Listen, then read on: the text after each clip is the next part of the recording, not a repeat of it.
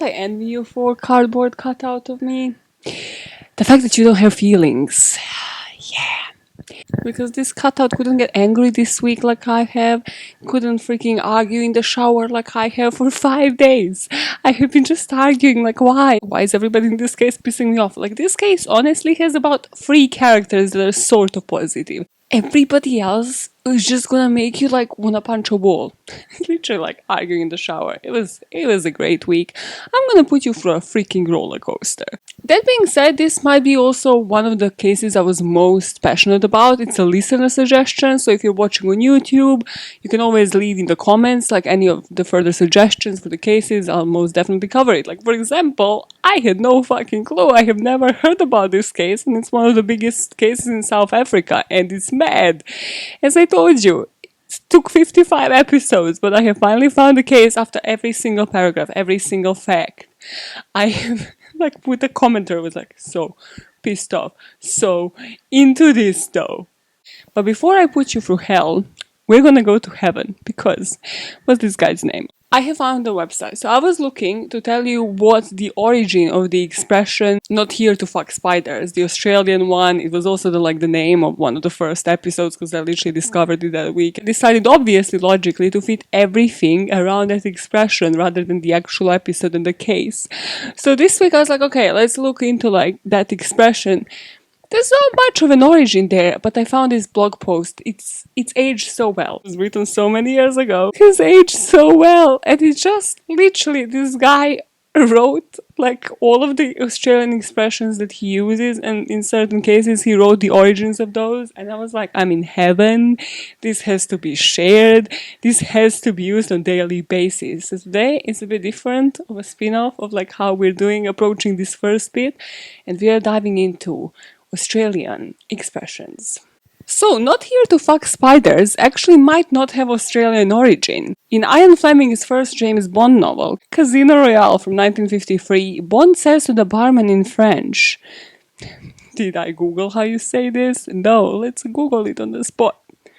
This is why I have a laptop, because this French shit. Nope, nobody's pronounced this. Like, I'll put it on the screen so that I don't butcher it. But this can be translated into, but let's not fuck flies. And Bond in this movie used it also to say, let's not waste time splitting hairs over the type of vodka used in a cocktail they were about to have, which was a martini. I'm not a fan of James Bond, if you can tell, because I'm literally just reading out what's written here.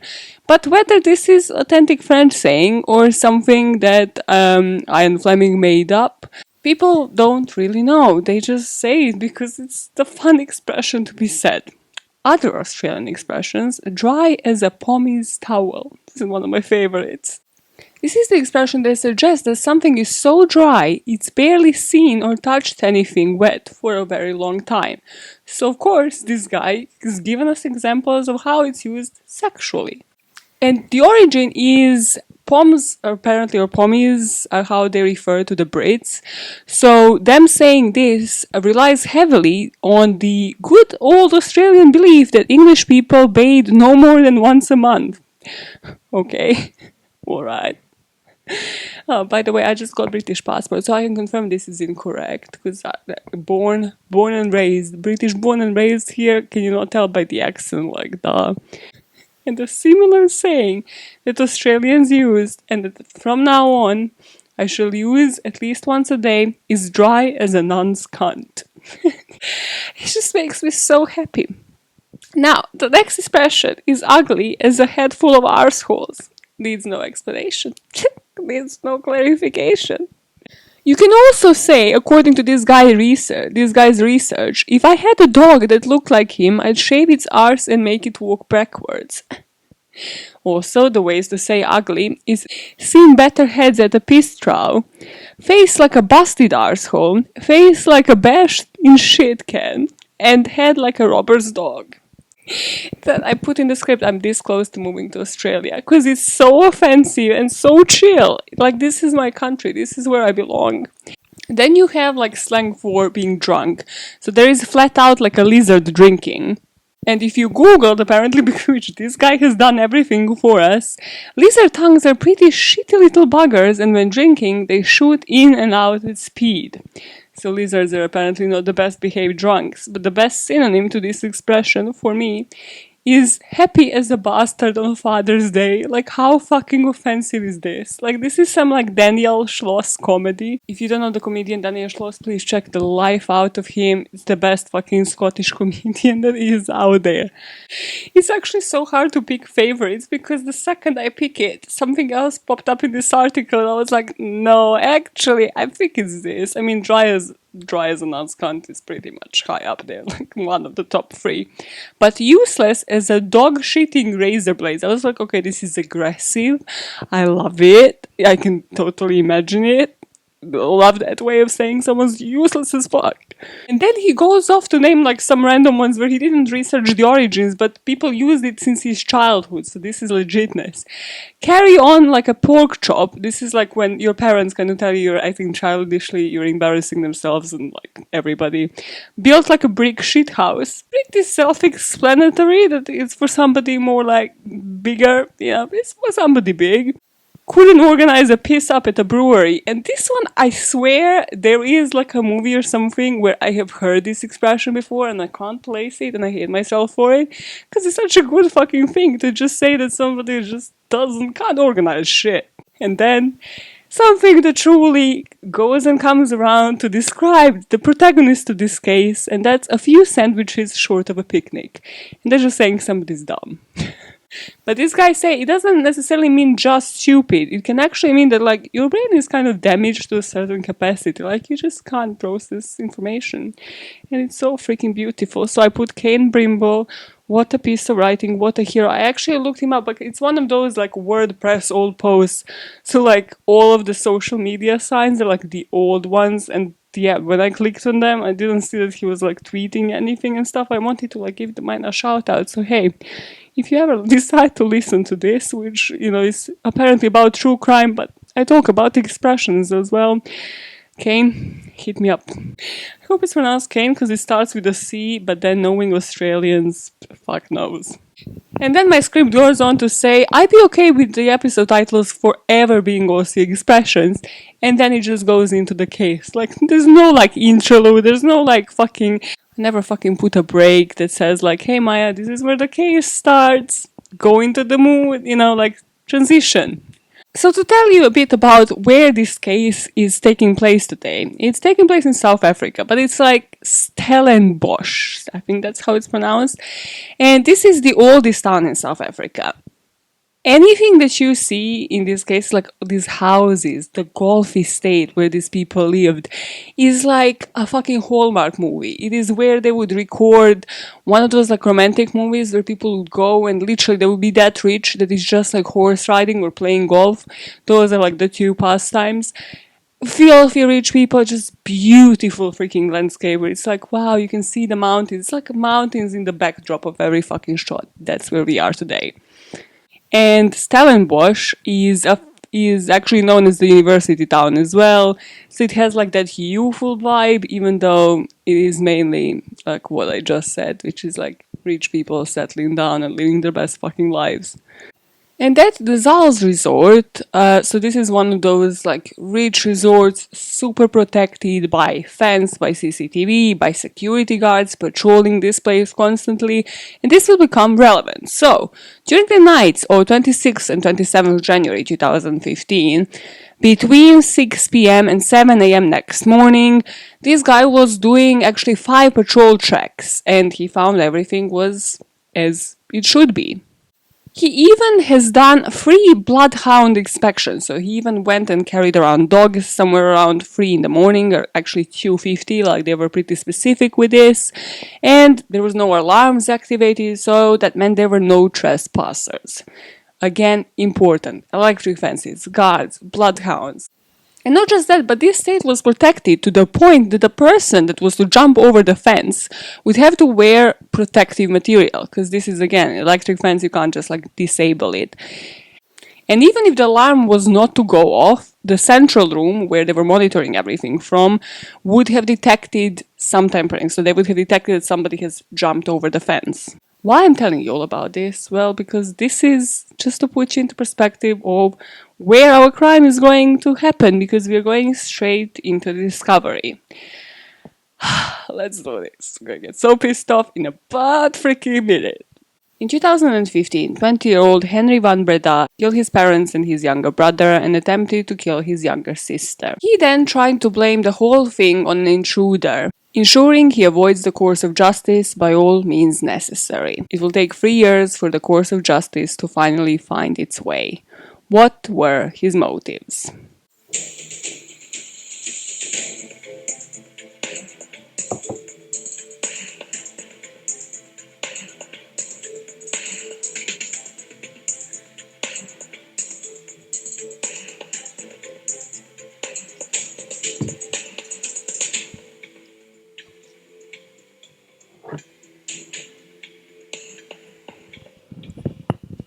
So today, where is this guy? I'm putting you in the shoes of Captain Stein. So imagine you are a captain, like you're a police officer, right? One huge thing is, I'll come to this, I noted it down somewhere, but this guy kind of specialized in this. Oh, here we go. He actually was involved in investigating 60 incidents involving balaclava-clad robbers, meaning like intruders. This guy, it's not his first day at the job, okay? You are coming into this scene, and the first thing that happens is you are coming in, approaching this house where you have been called, and what you see is a young 20-year-old man sitting on the stairs. Now, you have been warned, obviously, by a dispatcher that this is a family of 4, that he has made a call, and like the mother and the father kind of look dead, the brother looked dead, the sister looked dead. Like, I think this is Henry's first mistake. This is why, again, you need to know true crime to do true crime, because God, you can't. You need to at least try to fake empathy, try to like be there, try to act like you're upset about this, try to act like you want to save your parents. No, he's just sitting like on the front porch, like, nah. It's like, I left them there. They're the matter of the past. Like, I would understand if, somebody's coming up, like, to the house, nobody really, like, told them what's going on. We'll listen to the call as well. Everything is a piss take in this case. But I would understand somebody's coming in and you see, a man sitting at the front porch and you're like, okay, cool. Everybody inside is alive and well and trying to recover and process the crime. Nope, not in this case. First mistake. So now you as a captain obviously have to proceed, like process the scene and just see what's been going on, what was the weapon, what has happened inside. Nothing much seems disturbed on the ground floor, so literally, except that people have described this scene as like some of the most brutal shit that they've seen, because the blood was going down the stairs, like, because all of the family members, Martin van Breda and Teresa, 20-year-old brother Rudy, were killed upstairs, and his younger sister Marley will actually survive, but just in so many cases, and because of the freaking blunt force trauma to the head, she couldn't remember the night of the event. She actually had to, like, I have to tell it Marley Simad because that's one of the few positive characters in this story, and it's one of those stories where you're like, oh my god, thank fuck that there was a survivor. She had to go through physio, she had to literally go and like learn how to like walk and talk and just move on with her freaking life. And yeah, so she had to go through physiotherapy and just therapy in general, but she's fine, living with the relatives, doesn't remember anything, and didn't really testify at his trial or anything like that. And everything has happened upstairs in his brother's Rudy's bedroom. Again, remember that because it will become important, and they find the X. X was the murder weapon in all of the cases. And they find a knife, but the knife kind of seemed like it was hidden, like underneath Rudy's bed. It didn't seem like somebody just like dropped it in the act. It kind of seemed like somebody actually tried to conceal it as well. And Captain Stein, what he said at the trial that he noticed immediately, because again, it's not his first freaking rodeo, is that in these cases, yes, victims would act differently, but they would show emotion. And that's what I was thinking. I was like, okay, let's say this, God forbid, was to actually happen, like it was an intruder, and like my brother was the one to like have to call the police and be like, yeah, my whole fucking family. I think like, normal person would either, first of all, be inside, be empathetic, be like all over the place, losing their mind, like over their loved ones, trying to like cripple them. Like they would be fucking up that DNA evidence, like all over the scene. Or B, they would be all dead, but also angry and be like, no, we need to find them. This is where they went. Like, let's go, let's avenge them. Obviously, Henry does everything the opposite way. So, a few things that happen now. At the crime scene, when Captain Stein is talking to Henry, Henry said that he mentioned only one intruder wearing a balaclava and gloves. The intruder was black. First mistake. I lost it so much. I had a full-on shower, like for 20 minutes of discussion, because there's so many people out there. That's why I was like, oh wow, this is not just the US, this is not just an American racist problem. Like, where people stage fake kidnappings. This has been happening recently, like, fuck me. It's like Twitter is a battlefield, literally. Twitter is a battlefield. Twitter is a battlefield? What?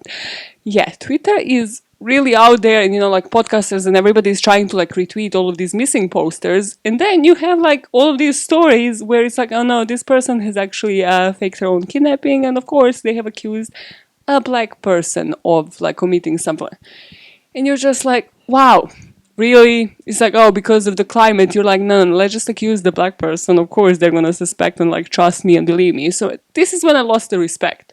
I was like, I had maybe an inch, maybe a zilch of like, ooh, but what if he isn't guilty? And this is where I lost it. And Marley was only 16 at the time. She suffered head injuries and had like her jugular vein severed. It's basically like she was really close to dying. It's actually a miracle she freaking survived. And she spent a couple of months in the hospital and yeah, had no memory of the day. So Stein continues to interview Henry. And Henry, first of all, said the intruder was black, all of that, one intruder. Then I think when they interviewed him in the police station afterwards, he said there were two intruders. And they were like, your story keeps switching. But his original story is that he was on the toilet. He heard like some commotion. He goes out to the toilet, goes to his brother's room to check up what's happening. Then he calls out to his dad because he sees this intruder attacking his brother with an axe. His dad comes out. His dad goes into the room, his mom follows, Marley, his sister, follows, and then attacker just keeps slaughtering all of his family. But then the attacker, and this is reenacted in court, I'm gonna play it now if you're watching this on YouTube, then the attacker switches from an axe, so he's trying to attack Henry with an axe, but Henry, because he's a fucking hero of the day, manages to take the axe from him, so he's like holding this axe by the freaking wooden thing, but the attacker has a knife, and then he pulls out a knife from the pocket, and then he slashes Henry a couple of times with this knife. Again, I'll put the wounds up on the screen. Tell me that these wounds don't look like freaking paper cuts. If you compare this to like his whole family being freaking slaughtered, only one survivor, and even that definitely not huge consequences, how did Henry survive this freaking attack? And I mean, because every week, obviously, I cover here somebody that switches the weapons. One other important thing, both of those items were for them from their household. Great, so somebody's coming in for a robbery. They don't rob up nothing from downstairs. They go upstairs. They slaughter the whole family. And then in the middle of it, they're like, whoa, I got you. I have another weapon. I brought an axe and a knife. Great combination. Completely logical. Happens every week. I cover it. It's just cover it every fucking week. What are you saying? That he's lying?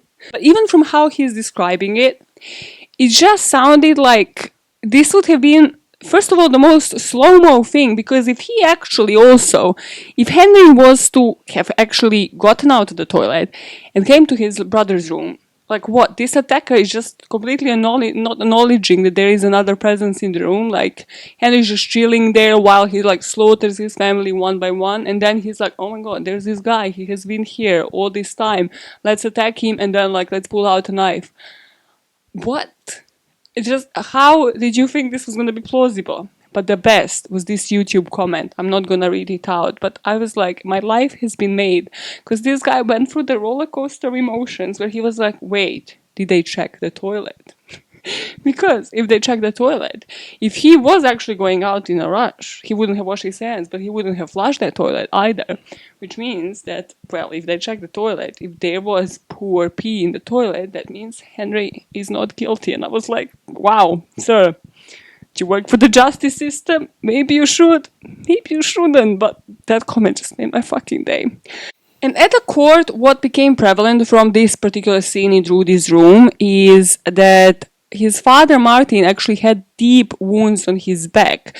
So the judge said, South African trials don't have a jury as well, something I have learned this week. So the judge basically makes all the decisions, and the judge was a boss-ass man. The judge was like the Indian dad here. So Judge Desai was like, listen, I feel from what I have seen is that this dad was trying to desperately like shelter and sort of like cover his son and shield him from this freaking axe-wielding maniac.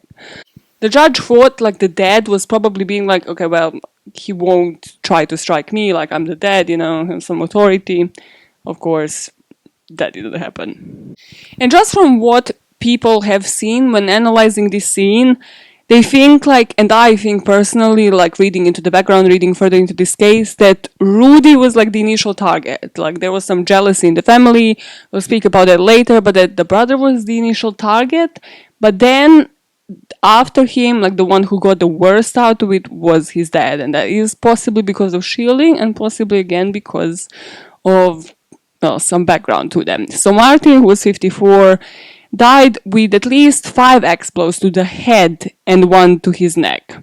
Mom was struck at least 3 times, and Rudy, before his dad tried to protect him, got also 4 axe wounds to the head. So it's clear he's going for the head, he's going for the face. This is kind of like with acid attacks, it's like clearly personal. Somebody, you're going for somebody's face, you're going for somebody's head, you want them dead. And daughter had at least 4 vicious head wounds and her jugular artery was cut, but she survived and she had to spend 6 weeks in the hospital. Now we're going to go into that period between what they actually found on the scene and the moment that they found him on his steps after he reported it, because this again is controversial. It was heavily discussed. Why? All of his actions in this period of time. So the sequence of events here is somebody goes into his house, he's on the toilet, he goes, defends himself only, his whole family is dead. He blacks out, so that's why maybe the knife is underneath the bed, because he kind of dropped it that way. And again, the intruder just didn't remember to like take the knife with themselves.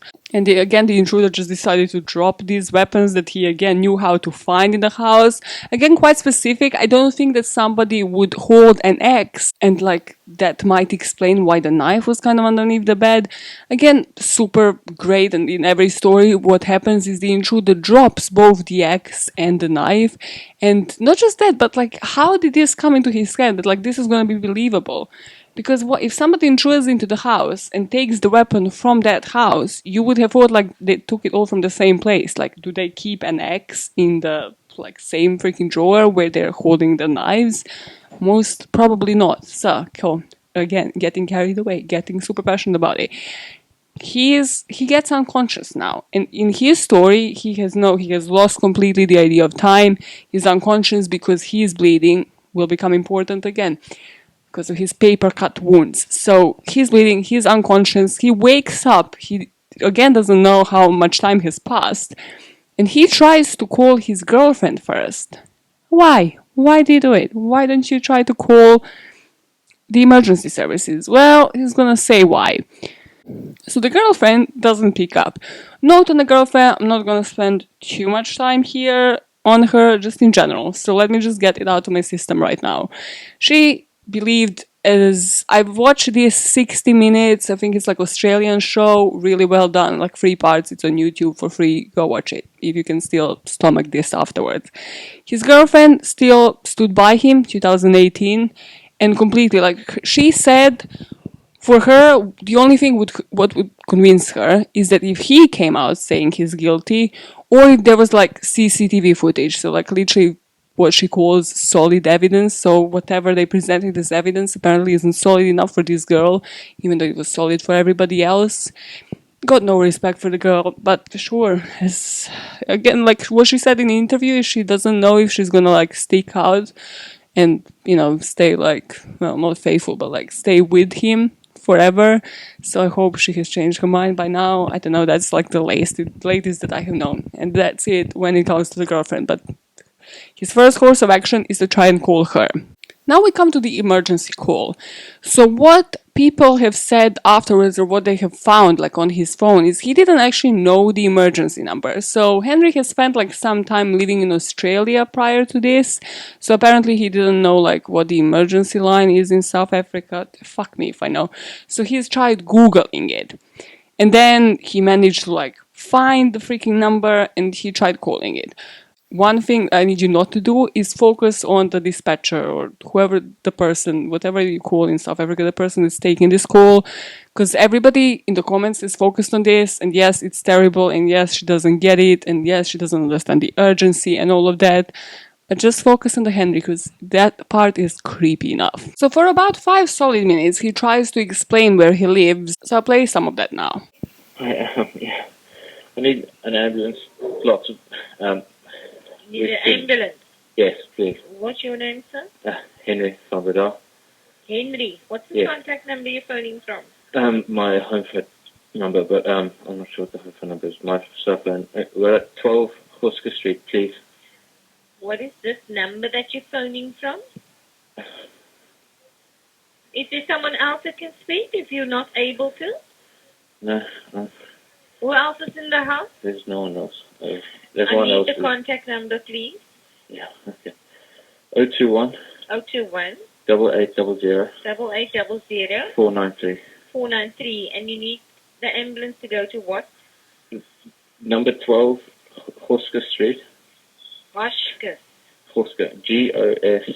G-O-S. K-E. What area is this? It's in Stellenbosch, and it's in the Zolta estate. Number 12, Hosker Street, Yes. Stellenbosch. Yes. I'm not picking it up for Stellenbosch. I'm picking it up for... Then this goes on, she can't find the area for like between 5 and 9 minutes. Okay, what kind of injury is this? My family and we were attacked by a guy. What's an act? Unconscious, it is. Unconscious, huh? Yes, and bleeding from the head. For me, it's that little bit that sounds like a giggle at the beginning of it, and then at 9 minutes. This is at 9 minutes that this woman asks, like, oh, what injuries are they having? People could have died like 10 times over. Like, just by the time that this freaking, like... There are more cases where actually somebody reporting to the scene has been faster than this emergency call in itself. Also, this call has been made about 3 hours. I found reports that say like between 2 and 3 hours, like after the actual attack, like some say 4. So he waited, like it's actually a freaking miracle that his sister has survived, because he just literally waited there forever. And I put here, just so I don't fucking forget this, but can I just point out, and it will not be the last time in this case, how crazy you have to be to sit for 4 hours and wound yourself while at it. This is some telenovela shit, let me fucking tell you, because I have watched enough of freaking Spanish soap operas.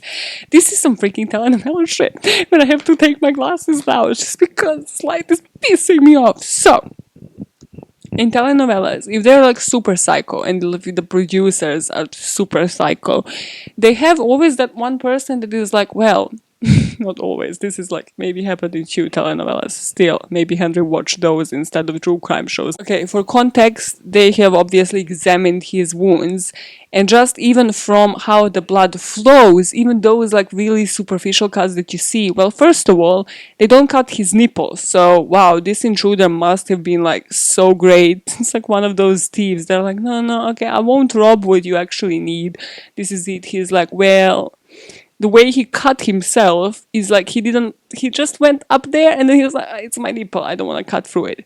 Well, fuck it, mate. Don't watch enough of freaking telenovelas.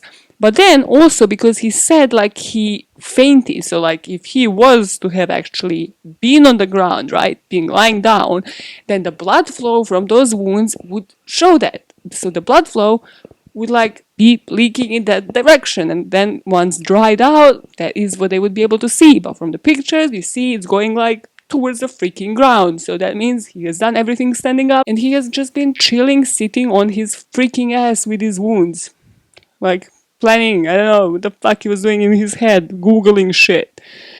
So in telenovelas, you always have the ex-girlfriend that kind of goes a bit nuts. So what she does is she usually, there was this one where this woman was smacking herself against the car. Like it was one of those scenes where I was like, what the fuck am I witnessing? And she was doing that in an attempt to like recover her ex, because then obviously she would either report the ex for like domestic violence, or if he stays with her, then, you know, blackmail shit basically. But that just reminded me of that, because do you know the level of crazy that you need to be to just sit with yourself with like dead bodies surrounding you, bleeding yourself as well, as superficial as these wounds are, and then call the emergency services? Like the level of psycho, that is when I was like, okay, now I'm scared of him. Like we're going through stages, and at this point I'm fucking petrified. Henry reported the attack at 7:30 a.m. on 27th of January, according to the newspapers, but the attack actually took place around 3:30 a.m. So it's sort of like between 3 and 4 hours that he has waited to report on it. So 3 or 4 hours just sitting with yourself, like, what the hell are you thinking? This is what I think in all of these true crime cases where somebody literally sits with a dead body, and I'm like, what goes on through your freaking head? Like you're just sitting, witnessing death with like all of this blood, harming yourself, hurting yourself as well. It's like, fuck me. Like, fuck me. And also, I'm just thinking, luckily that Marley doesn't remember this, because I don't think he was in the room. Like, I suspect he probably left the room, because if Marley was giving signs of life, I couldn't find this anywhere, but I was thinking about that scene. Because if Marley was giving signs of life, he would have probably gone to finish the job. Like, I don't think that he cared about leaving his sister alive, because he didn't care about leaving any other family member alive. So if she was even giving any signs of life at that crime scene, that's why I genuinely think like he was probably like either has gone outside of the house or was just downstairs or whatever, just chilling somewhere else. So before we find out his defense approach and go to the trial, let's discuss his mood and actions afterwards. So like when police investigation kind of was happening, like what he was saying then, was he switching his stories, and what he was doing, because he obviously went out on bail because he's a rich motherfucker. So all of the reports, there's obviously conflicting stuff that came up before, like that came out at court, and that is that like police investigations, from what I have read, have kind of described him as almost jovial, as like really chill and happy. And then obviously his defense team was denying that and saying like no, he was actually just quieter, he was in a state of shock. But what none of these say is that, you know, again, going back to like, if, you know, this was to happen, well, to me, honestly, as well, because I'm full of, like, anger management need, especially, and then, well, my brother, or whoever the fuck, like, in my family, if this was to happen and somebody was to be left the only survivor, you would be the one literally chasing the police. You would be the person who is like, no, I want justice. No, I want to find this person. And he just seemed too chill about it. He's like, oh yeah, I'll go for the police interrogation. Of course, I'm innocent. It just seemed like he wasn't really interested in finding out who has done this, apparently. And that kind of, again, leads you to believe like, no, you are the only one who has done this here, sir, and you're not even trying to like negate it. It's your actions, not your words. During the investigation, obviously now the public and the media has taken hold of this, and people reported that he might have had a tick addiction. And tick is apparently a slang in South Africa for crystal meth. I haven't seen this as a slang anywhere else. Is it? That would be interesting to know. And Sunday Times reported that a possible motive would have been that his allowance was cut off by his parents. And this is because he was kind of abusing alcohol and just drugs, and he was known for it, and obviously it was at that stage where it was shifting and changing his mood. And he also allegedly spent time at this drug rehab center, which was again one of those private places which can't reveal any information. So this is again presented at court, but could have just been like speculation. But people have reported that this guy did have some issues with drugs. So in 2016, so this is already like freaking almost a year afterwards, he appears at the court, and obviously they set up a bail, which was 100,000, around like the South African currency. So of course he paid that up, and the only conditions were that he shouldn't leave the Western Cape. And the case was getting postponed because the state prosecutor, Susan Galloway, requested more time to get more of the computer and DNA evidence, so to really try to like nail this guy. But in the meantime, him and his girlfriend Danielle actually got themselves arrested on 6th of September 2016 because of the possession of cannabis. But then they were granted bail, and this bail was literally like 1,000 runs and then 200 runs. So this guy was literally just like paying up his way just before the trial and really not showing, again, much concern of anything. He was just, I think like they arrested him at like the airport or somewhere. Literally not even trying to prove like, oh my god, I'm nice and quiet and like keeping my head down before my actual trial begins. Nothing. So let's go to the police statement that he has given that's gonna be obviously presented at trial. So in this statement, the attack was committed by unknown intruders, so he in the end stuck to 2 people. They wore dark clothes, gloves, and balaclava type mask. So the assailant, he's like switches off. He can't fucking even stick to the story. He's like, no, there was 1, there was 2. Which one is it? So the assailant, whose silhouette he saw from the toilet door, was busy attacking Rudy when the dead Martin switched on the lights in the room and came to assist the son. So Martin was attacked, but now Henry adds that while this was happening, the attacker was laughing. And then him apparently still in the toilet, again, something we don't know, which would be really helpful to know when he's sticking to his story. Like, was he just in the room like a fourth body, or, well, according to him, this whole time he's in the toilet. So Teresa, his mother, wanted to know what's happening. He doesn't actually recall hearing any sounds when his mother was attacked, but then the laughing attacker came towards him. Which again, this is literally the next line in the statement. It's like 15, then statement 16. So when was the time when he left the toilet? This is why I was like, you're not making any fucking sense. Because obviously I've been obsessed with like Observe and like, you know, I know you're lying, like the audiobook and the YouTube channel. And I suggest you watch this, but I think if this was the audiobook, I know you're lying. I know you're lying, and that's that. Usually when somebody is lying, they're kind of skipping the sequence of events. So if somebody's telling you a story and then there is a particular part where they have just skipped and just it doesn't make sense, or it's not in the right sequence, that's a clear sign that they're fucking lying. So in this case, so basically he doesn't recall hearing any sounds of the attack upon his mother. The next sentence is the laughing attacker then came towards him. Did he find you on the toilet because you said you were in the room? Did you wipe your ass? Like, I mean, at this point. And this is when the scuffle that I played earlier happened, when like the attacker pulled out a knife, attacked him, and then dropped it probably to the ground. And then attacker fled the room, but Henry followed him. And again, it's not clear, but now is when the second intruder appears in the picture again, and they both speak in Afrikaans. This is when he goes movie-like. So, again, he throws the axe at the attacker, again saying, one attacker, what is going on? How many people are on the scene? You're not keeping this thing straight. And he lost his footing and fell down the stairs. So he literally fell in like the family's pool of blood, according to him, again, because everybody else that took like pictures of his cuts said that they weren't going the right direction. So he gets up, he follows the attacker towards the kitchen and out the back door. And then when he re-entered the house, he lost consciousness on the stairs and was unable to state, and didn't state whether this was like due to shock or injuries or both. And he was unsure for how long he lost consciousness. Then he wakes up, calls the police, and we go to trial with this shitty statement. Guess what?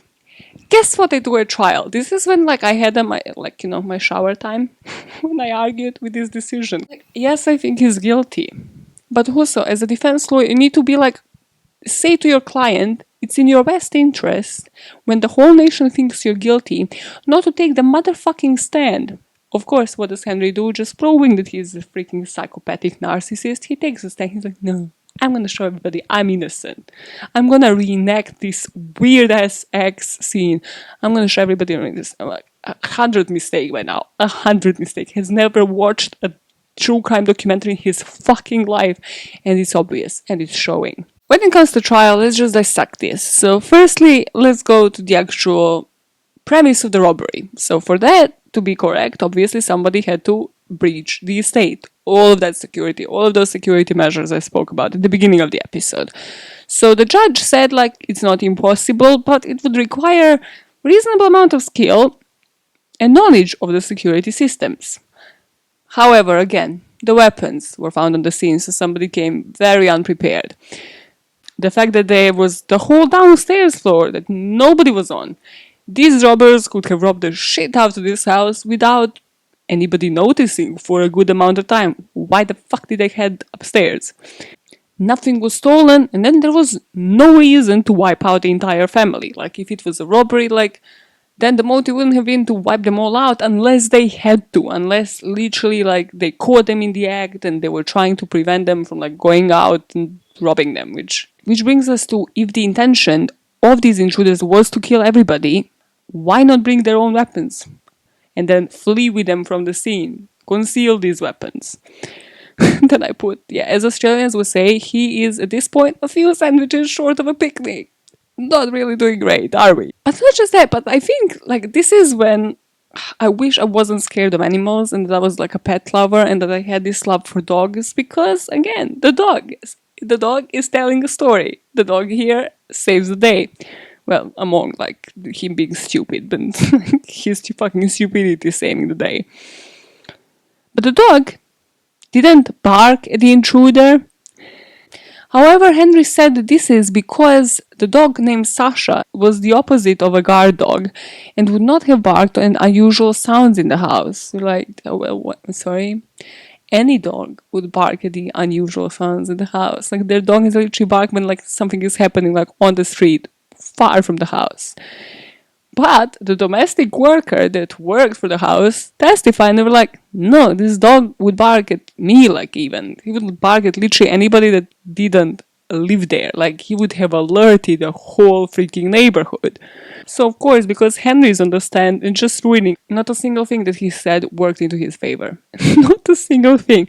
So he said, okay, no, I can contradict that. So they barked at the domestic worker because the domestic worker play with Sasha, so Sasha found him exciting. That's why when the dog barks when they're excited, but that wouldn't mean that they're excited at all if somebody is attacking the house. No, then the dog doesn't bark. If somebody attacks the household, the dog doesn't bark. Now the alarms. So this is like from, you can find like court transcripts and shit, and it's super boring and stuff. So, okay, the alarms. The alarm section is where I feel the defense might have actually had some leeways. Because apparently, I'll try to like summarize about 5 paragraphs from how I think I understood it. Again, this is not super interesting, so you won't find it in like documentaries on this or like news broadcasts. But basically the point was that they had like certain alarms that would be like test alarms, right? And then when those would go off, people wouldn't be like alarmed because they'd be like, okay, that's just like doing a test call. Nothing happened. But still, what the prosecution was saying is that the fence would have alerted them. Remember the control room. So even if, yes, certain test alarms that they were like doing some tests at that point were going off and nobody was checking that it still doesn't mean that, like, you know, people have breached into this property. That's sort of a summary. Again, it kind of allowed the defense to be like, well, why do you have these test alarms and why are you not controlling them? Like, somebody could have actually come in, but then they don't proceed to like give evidence, like this is the person, this is how they have done it, this is the entry point. You don't see none of that shit. None of it. So the defense here is like, I can feel that they were excited. They were like, oh, this is how we get them.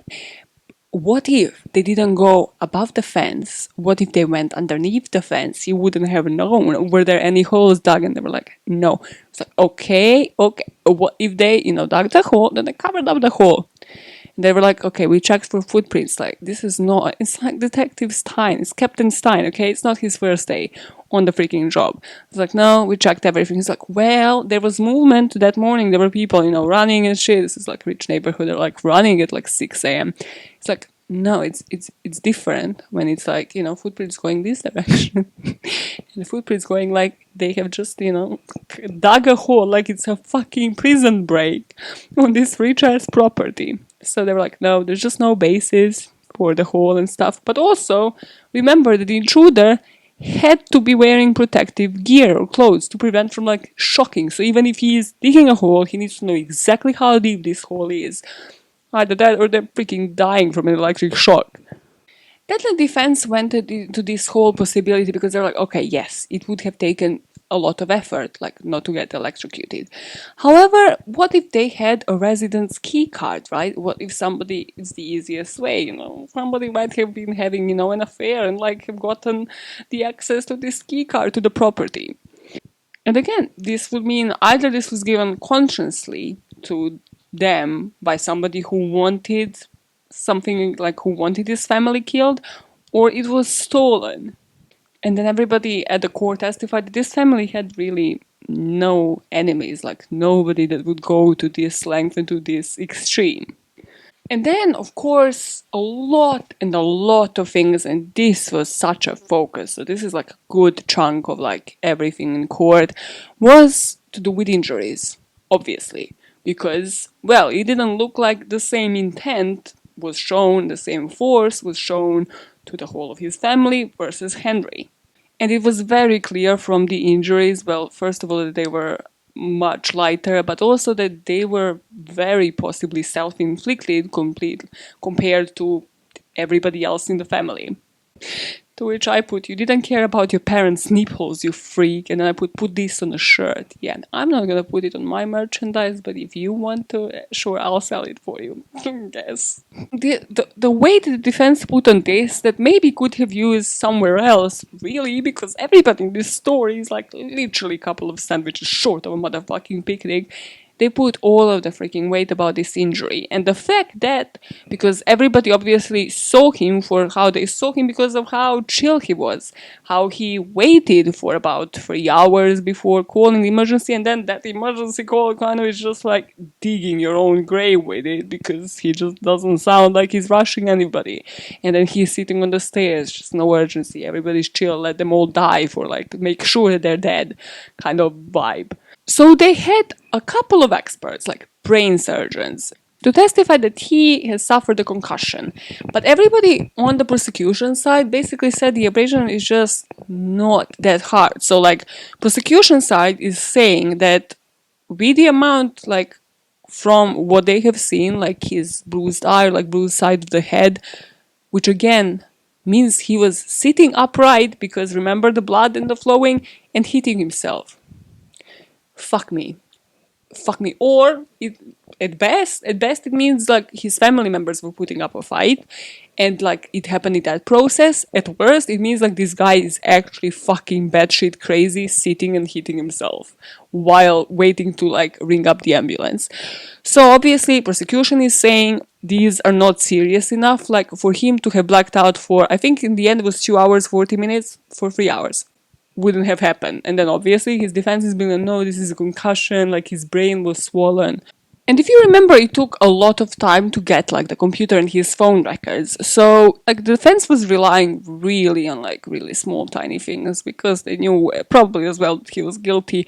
So when they looked at the phones, like they found words like emergency in South Africa, but even those words were like spelled incorrectly, and they were like, oh my god, he had a concussion. Like you see, he hasn't even recovered from this. He was like desperately trying to like find the ambulance number.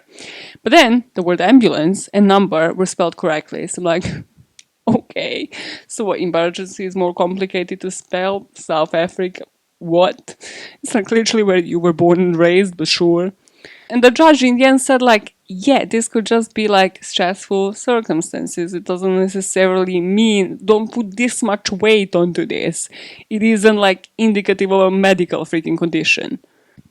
And also what the prosecution said, like, he was selective. And remember how I told you, like, where I spotted a lie when it comes to his statements. So it seemed that in the case of his concussion, he kind of suffered short-term amnesia, you know? So, like, that's sort of like what the defense was saying here.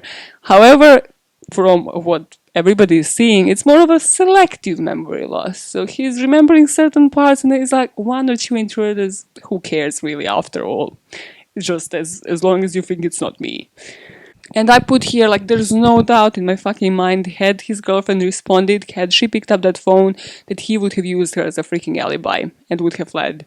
Would have tried to, like, flee and be like, no, I was never there. Just cleaned up himself and just tried. Because I don't think he knows enough of DNA evidence. He's not smart enough to have actually just persisted. Like, he would have definitely, I think his first plan was get the fuck out of here. And that's why he called his girlfriend in the first place, because why do that? Like, if you are doing this by yourself, if you are, like, postponing it only to call the emergency services after all, no, I think he was just, like, weighing his options for about 3 hours and then decided to actually be like, I'll just, say I'm innocent. So the trial ended in this judge taking 5 fucking hours to summarize this. I can just imagine him, like, he's like an Indian dad, listen, he's a power machine. So he was just summarizing all of the events. He said that Van Breda, that Henri, with this posh-ass last name, I definitely do not expect this is how it's pronounced, but hey, apparently it is. He told him he's unimpressive as a witness. This guy was like, yeah, let me roast you a bit, mate. And it was like, during 66 days of trial, you were unimpressive as a witness, and the result is inescapable. He said this is a story of a wealthy white man, barely out of his teens, killing his family with a property-derived fortune of some 12.5 million. Motive, if we're talking about it, just, mentioning it briefly there. So he gave him 3 life sentences, plus 15 years for the attempted murder of his freaking sister. And then he was like, let me do a bit of a sprinkling, additional 12 months for obstructing the course of justice, you motherfucker. Like, basically just for everything. Just for, like, trying to freaking, like, getting yourself on top of this, like, another charge of, like, possessing cannabis, like, trying to get the fuck out of this situation. Nah. So let's go and discuss a bit of background to understand a bit, like, where would the motives come here. If, as myself, you're thinking that he's guilty. If you're thinking that he's innocent, please tell me which part leaned, which part made you believe he's innocent. Which part? Just comment on it. I want to know it, because this is the one where I was like, I could bet my life. I don't want to bet my life for this fucking cunt, but if it came to that, this is the one where for me I was like, nah, he just hasn't seen a fucking true crime show ever. He didn't even try. He didn't even give me, like, a valiant attempt. So, hey, Van Breda family, let's get into them. There was this paragraph that was super personal. I was like, I want to quote this because this is the best. It says, it's a mighty fall from grace for a boy who once attended prestigious Scotch college in Perth and went to study physics at Melbourne University, to which I put red flag. Who the fuck goes to study physics? Red flag. At least I love all of you physics people, but if you actually go to study it, I'm like, why don't you specialize in something else? Comes from a girl that did, like, journalism and then masters in criminology, because that made sense. Yes, so, but I just put, like, red flag, who the fuck, why is he studying physics? His brother and his sister also attended top schools. They were, like, filthy fucking rich. Rudy was better in judgments. He studied engineering, and all of them kind of studied in Melbourne. Well, actually, Van Breda studied in Perth. Their wealth was estimated at about 70 million, and Martin was a managing director for the South African branch of Engel and Fulkeres, which is this German company that has about 520 residential properties and some commercial offices.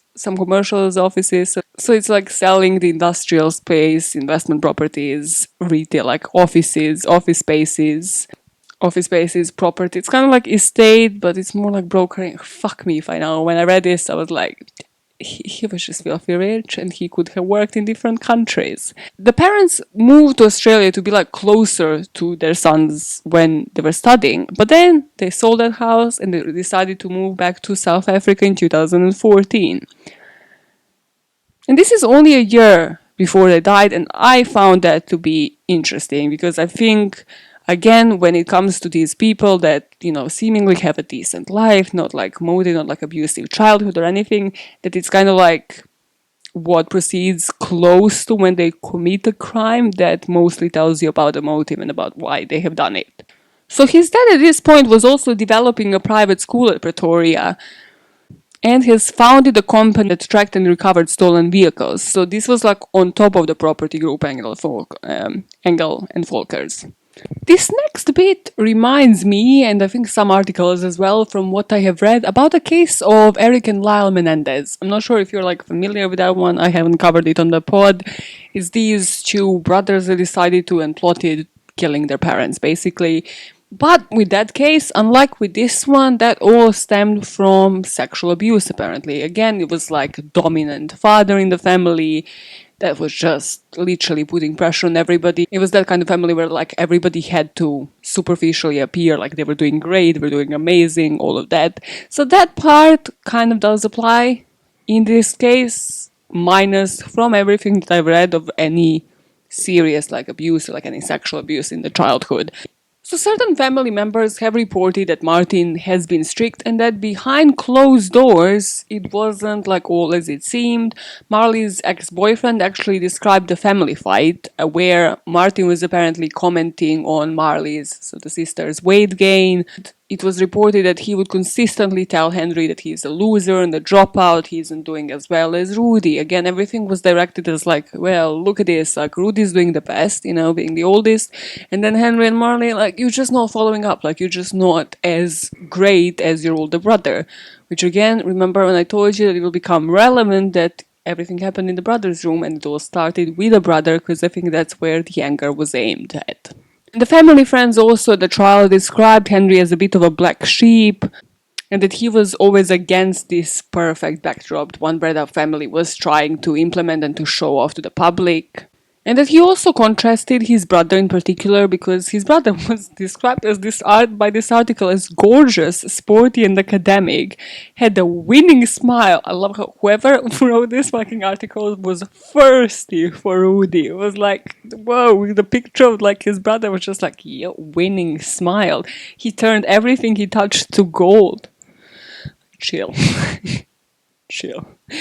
Give us facts. No, nothing gives you facts. This is pretty much it.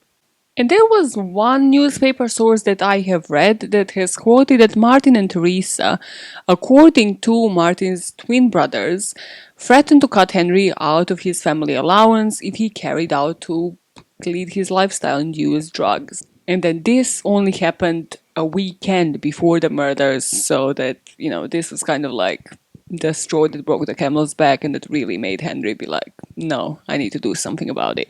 So what do we think motivated this human being? Well, there was this whole article that analyzed every single part. My personal opinion, mix of two things. So his prolonged long-term use of drugs that probably made him think all sorts of things, especially because we have to remember he was 20 years old at committing this crime. So his mind and brain was still kind of, not forming. It was still in the process where you wouldn't make reasonable decisions without drugs and alcohol. That on top of everything else, we're definitely not thinking clearly. Then it was the definite rage towards the brother and then following with the father. And I think it was more towards the father, so it was more attack the brother, and then by seeing probably in that moment that his dad is actually trying to shield his brother after all of this, that just proved to him, well, now I have to continue, kill everybody because, nobody understands him. His brother is this golden child and he will never be so he has to eliminate everybody else in the family. And then I think it was probably in the back of his head for quite some time, but it was just trigger after trigger in the past year since they returned to South Africa and nothing has changed. His brother is still the golden child, the change of environment didn't lead to any changes. And then the final thing would be his parents trying to eliminate him from his will and just setting up the ultimatum. Because of course, if you are an addict, you will not deal with an ultimatum. But then this whole article is kind of saying all of this, and this is the one thing where I don't like to use the term lightly, but I do agree that Henry might be a psychopath. just based on how he reacted to all of this, just the lack of emotion. But this article and the quote by neuroscientist Joshua Buchholz says that the lack of emotion isn't the only thing that drives psychopaths. So it's also the overvalue of the pleasure associated with getting what they want. And he said that the brains of people with psychopathic tendencies are rich with dopamine, so that's the reward chemical that makes you seek out the pleasure. So this would have kind of been like a drug hit, like a dopamine level hit, which would actually maybe somehow to a certain degree explain him being able to be that calm and just sit with himself, because he probably enjoyed sitting for those 3 hours, because he was like, well, killed, like all of my problems are left behind. But this was one of those cases because when I research, I look at pictures first and then I'm like, okay, cool, is this worth, like, is this giving me something? Do I really feel by all means necessary factor? With Henry, the first thing I noticed was the eyes. Even with the pictures with his girlfriend where he's like apparently smiling and happy. Listen, my dad always taught me, look at the eyes. Don't look at the smile. Always, when they're smiling, look at the fucking eyes. There's just such deadness behind the eyes. Freaking Jeffrey Dahmer looked like life and soul of the party compared to this guy. Literally. And he had like one of the deadest fucking eyes. I was like, okay, we're dealing with a psychopath. I have read nothing about the case. I was like, no, this guy, there's something wrong on like a human base. However, obviously it's not really black and white. So he had drug tests performed on him after they picked him up for the scene. Obviously, there was nothing in his bloodstream. But then, again, this might have been, one of those long-term effects where he was taking drugs in the past and maybe has cut it out for a week even. And we know that the first couple of weeks when you cut it out, anything, even if you try to cut out like sugar, any addiction, like you're the most irrational, you're literally like in the withdrawal mode. So maybe during that week, he was kind of weighing the options. It's like, okay, do I cut this out, like this lifestyle of mine, or do I, cut out the problem, the root of the problem for me, which is my parents and not the drugs. And according to the American Addiction Centers organizations, when it comes to methamphetamines, so because we said that he has used stick, we said that he has used crystal meth, psychosis can actually spontaneously reappear in people who have been clean of the drug for many years. And according to this National Institute of Drug Abuse, many individuals who develop substance use disorders also are diagnosed with mental disorders and vice versa, the other way around. So final conclusions, okay? Let me finally take these freaking glasses off. Yes, the family probably had high expectations of him. They are filthy rich. He should have probably known that since he was, trying to comprehend things, like 4 or 5, right? So ever since then, he should have known all this and seen like how the brother is treated, how they want him to behave. He went on to study, so he complied to certain norms that his parents tried to impose on him. Again, plenty of people have strict parents. 99% of them don't go out to freaking kill them. Don't quote me on the stats. But, yeah, the majority of them don't go out freaking slaughtering them and inventing this whole ass story. And I would say never forget how calculated this was. Never forget how he tries to blame it on a black man. What he does right in the aftermath of it. How he tries to fake it. How he sits. Literally, if you were to believe me and everything that I have said today, how he sits for like 3-4 hours just chilling. The freaking call where he had no matter of urgency. What he has done afterwards. He was on bail. Was he ever trying to like, no, I need to bring justice to like my parents. I need to like avenge their death. I need to find whoever has done this. No. That all screams guilty as fuck to me. So that's the case of Henri van Breda. What the fuck is that pronunciation even? This one was a fucking doozy. Like, literally every single day. Like, I was in bed, I was in the shower, I was losing my fucking mind. So, I don't have the your next Zoom call bit for you today. Listen, I need a chill pill, I need like a meditation after this one, because it was such a piss take.